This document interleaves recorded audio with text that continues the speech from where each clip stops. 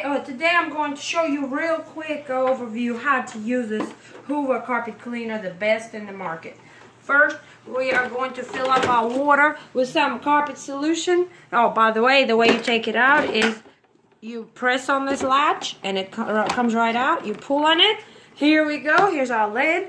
We are going to put some of the carpet solution and some hot water. I prefer hot water because it helps to take off extra grease out of the carpet.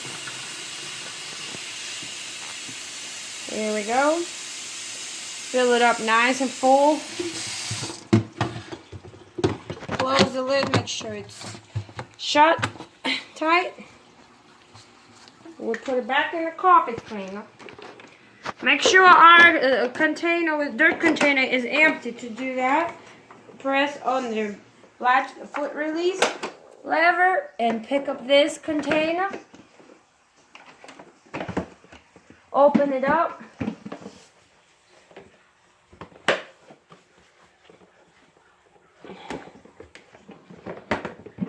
Okay, it's empty. Put it back down. The way it closes is by moving this handle forward, and it keeps it shut. When you put it back, make sure it goes all the way in here, nice and tight. Bring this back up and turn on with the foot control on and off. Press on the button right here to release the water. And you will know that it's doing its job by watching this suction happen. And this is your brush is moving. I put it in the high agitation because this is a high traffic carpet. It sucks right up. Look at that dirty, nasty water. Now I stop pressing on it out of the phone. I want to suck up as much as I can. So, now that's my bowl.